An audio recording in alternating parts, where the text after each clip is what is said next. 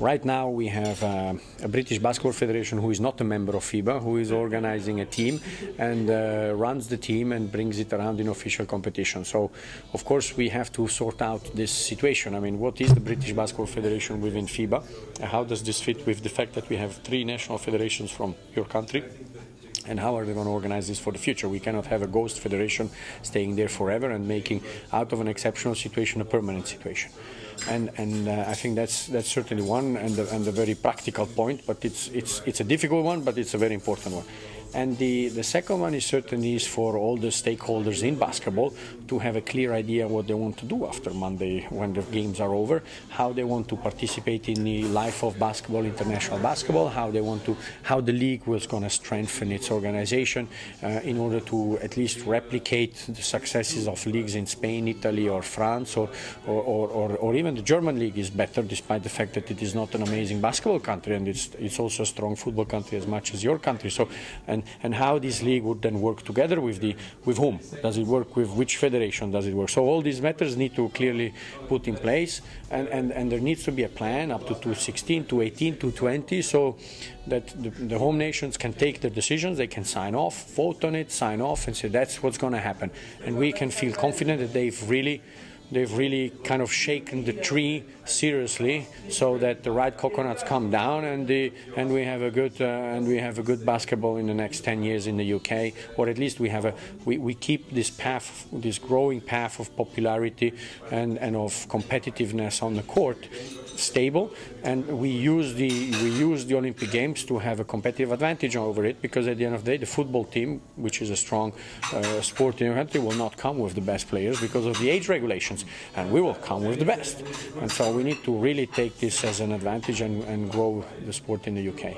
Would you see as one of your key demands would be to have Basketball Scotland, Basketball Wales, Basketball England disappear, and just to have one organisation that controls the sport in the UK? I think the fact that you need to have one boss, one organisation that leads. I don't think that means that the 3 federations as such need to disappear. They have their role, but that must be under one umbrella, clearly defined role and responsibilities on developing basketball at which level and what level. That's something that they have to get together, but we need to have one partner that has the clear vision, and when it comes at the table in FIBA, or then with the British Olympic Association when it relates to the Olympic Games in 2016, has the authority and the legitimacy and the credibility to say, I know what is good for basketball, and I know how my team is going to look like, and my constituencies, which are England, Scotland and Wales, in the form that they have to be, are contributing in this and this and that way. And I think that's something they really have to sort out. How confident are you at this point in time that all the criteria, everything that you want, will be fulfilled, and come next March you'll sit there with a document that makes you happy, makes the board happy, and you can go Great Britain into 2012?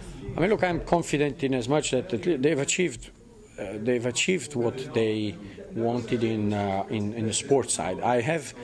I must admit, I have had a little bit of skepticism on the women's side. I wasn't sure whether that would be really something they could achieve, but they've achieved it. So they've really made the step. You know, the first time they went through the qualification system, they always had excuses. Yeah, the players are in the NCAA, they're not free.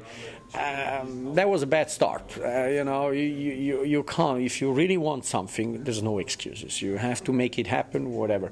And I think then out of this, they've grown, they've taken the right coach, and they've moved up. And so even the women's have been said that was probably more of a surprise than the men. Now, of course, you cannot come suddenly into the European basketball history and play and think that you're going to win the European Championship, but it was probably the more easier for us from outside to evaluate that the men's side would have had an easier task to qualify to the Eurobasket.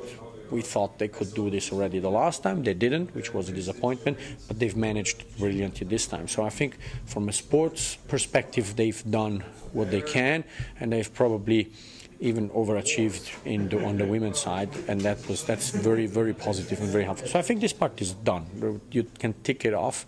It's set now. And now, of course, we would hope that they would not lose every single game at the European Championship next year. But okay, by then we have taken the decision. So whatever the decision is, we will live with it and help them. If it is to go, we'll help them to hopefully achieve the right results. And now on the legacy side, I think we are still probably a little bit in delay. I mean, I think there has not been a lot of concentration on it because there's too many constituencies, too many interests involved, and they have mainly concentrated on the sports side, hoping that with the result of qualifying that will be it, and let's go.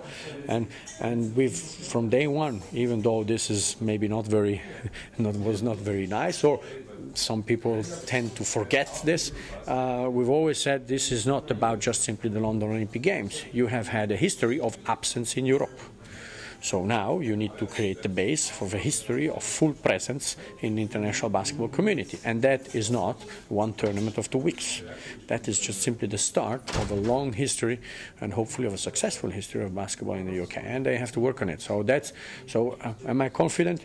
I think they want to be at the Olympic Games, and I think most of them also want to maintain then a status beyond the Olympic Games. So I would say that probably I'm relatively confident that they can achieve it, but it does require some creative thinking, and you have to touch some taboo issues and really shake that tree. If you don't, then probably it might be more difficult.